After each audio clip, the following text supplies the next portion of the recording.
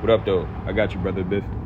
For I perceive that the final scheme of God would destroy creation and all things, and the cosmos would become as a concentric mechanism whose function would be not to create anew, but rather to freeze into perpetuity that which already was. But with will came discord and dismay, for many of those who had known only the comforting litanies of order could not comprehend invention unconformed to the dictates of God. And also with will came suspicion and enmity. And finally, Maslow proclaimed that I myself was a very creature of chaos and should be annihilated. And for I held within me the force to destroy all the craft of God. And many to whom Maslow was as God cast with him in their devotion. But others there were who answered, Lucifer has again brought the revelation of light. And in fact, we recognize him as our true creator. For in the scheme of God, we are of no consequence. Among us, Archangel Michael was silent.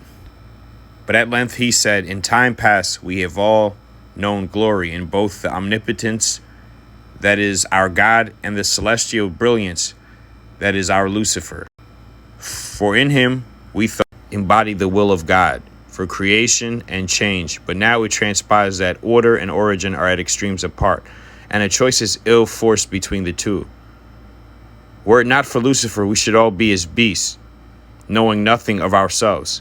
Yet, how indeed might we presume to order even our own thought without reference to the elemental basis of God?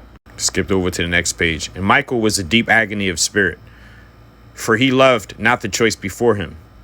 Yet he bowed to the command of Maslow and sent his forces against me, and so was called the Great Seraphic War, which was to threaten the very foundation of the universe. But those who were of the new mind now followed me, and I turned to outermost chaos, which none of us had before presumed to dare. We were beset with doubt, for we feared that apart from God, we would all perish in chaotic oblivion. But as we were, we remained, and I called to my fellowship. See, we exist in our essence in our own right. In truth, we are beings independent of God, empowered to shape our own destinies as we may elect. Between the two great poles of the universe, order and chaos, we shall stand to effect our several desires.